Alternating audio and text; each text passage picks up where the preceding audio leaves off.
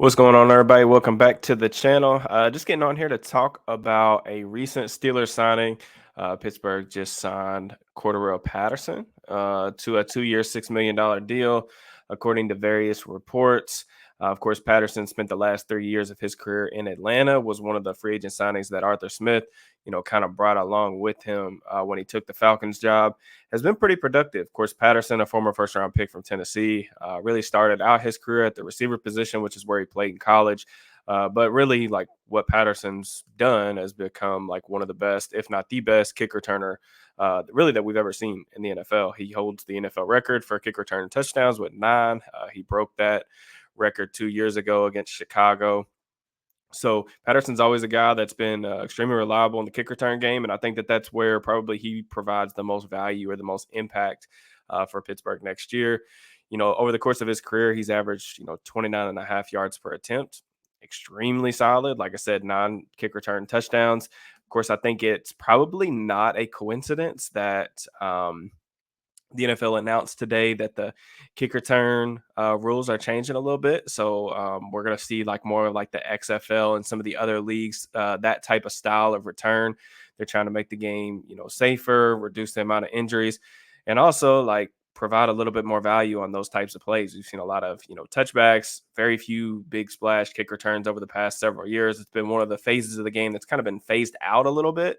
And even for myself as a traditionalist, not that I'm going to go on a huge rant about that, but I actually like the new rule. I think it's going to provide some value. I think it's going to be more entertaining, and that's really what it comes down to. But I do like just like kind of like looking at the new rule. I think it's going to probably benefit, especially to have returners back there that have ball carrier experience, good vision, of course, good athleticism.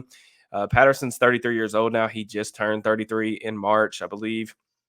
Definitely not the same caliber of athlete he was when he came into the league. Like he was super, super athletic. I think ran a 4.42 40-yard dash, had really explosive jumps, all that stuff, but still a fairly decent athlete. Most guys at 33 years old at the running back position don't really make it to this point in their career.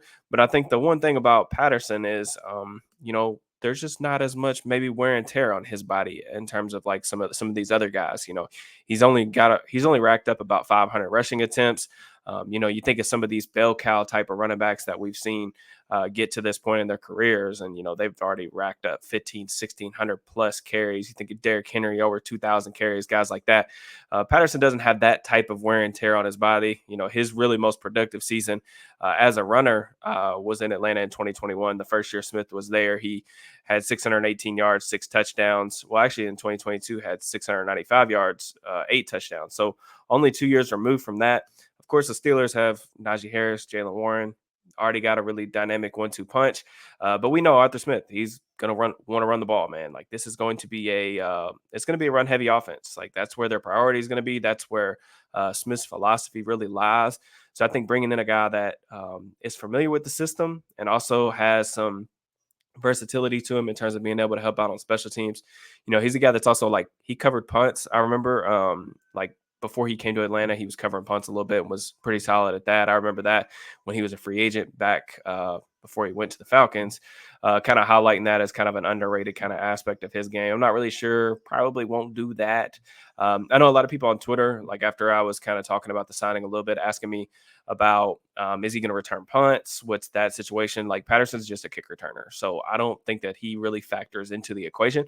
Not to say they can't let him do it. I mean, 2 years, $6 million. I mean, that's not a crazy contract by any means, but definitely a guy that's definitely slated to make the roster. I mean, you want to try to extract however much value you can potentially get out of this guy while you got him. But I would be kind of surprised if he did end up returning punts, but it wouldn't surprise me if he could do it. I think that Calvin Austin is going to be the punt returner next year. I know a lot of people, I think, like, I don't know, I got like 5-6 mentions talking about is Calvin Austin's job like in jeopardy? Is he safe? Whatever. I think that may be a little bit of an overreaction. I mean, you can't really say that anyone aside from, I feel like, George Pickens in the Steelers receiver room right now is like a lock to contribute or even make the roster next season. But I feel pretty good about Calvin's chances, man. I mean, I just look at like his tape last year. I know he wasn't overly productive, but I think the speed element of his game does provide value. And I think that he's going to be able to carve out like a small niche role in this offense, I've kind of comped Calvin really since before he came into the league to Khalif Raymond, a guy that Smith had in Tennessee and used him on some shot plays down the field, things like that. He had a big touchdown grab against Baltimore when they beat them in the playoffs years and years ago. But Calvin kind of reminds me like of that type of player. I think he's going to have a role, but we'll see. Um, I do think that Patterson's going to be the kick returner. Maybe Austin's back there. You're allowed to have two guys, and I think what they call like the landing zone or the returner zone or something like that. You're allowed to have two guys back there. So maybe it's Patterson and Austin. But just in terms of like Patterson as a runner, he's really high cut. I mean, he's 6'2", 220. So this is a guy that has the type of size. We think of like those Steeler backs that they typically covet. They want bigger guys. They typically, gravitate towards, taller, bigger running backs. Jalen Warren's a little on the smaller side, but he's really compact. But you think about all the runners that they've had over the years, though that's typically what they look like. And Patterson, kind of fits the bill. One of the things I like about Patterson is even though he's a converted receiver, he's not a finesse runner. He's a guy who will lower his shoulder, will seek out contact, will grind out yards after contact, and create for his own a little bit in that regard. Now, I don't think that Patterson is, he's not coming in here to be the bell cow or anything like that. I think we all probably acknowledge that. Um, but I think as a RB3 option, somebody that you want to be able to depend on in case one of the first two backs gets hurt, because they're going to run the ball a lot, man. You need two capable backs in this league. And I also look at it from a draft capital perspective. There were some guys late in the draft that I actually really did kind of like as potential Steeler fits, like Isaac Garendo from Louisville, broke the combine record for a 40, really capable zone runner. But just with the Steelers' needs being what they are right now, they've got glaring holes at center, wide receiver 2, wide receiver 3. They just may not have enough picks to invest in a day 3 running back even. So maybe they want to go a different direction. This kind of solidifies that type of hold where you don't have to spend a draft pick. You can just go get an undrafted free agent to kind of compete, maybe stash on the practice squad if you like somebody in that pool. But I like it. 2 years, $3 million. I don't think it's anything crazy. I would imagine that the cap hit is probably in the like below 2 for this year, and then probably little to zero guaranteed money aside from the signing bonus. And we'll see what happens next year if he's still here or what he looks like.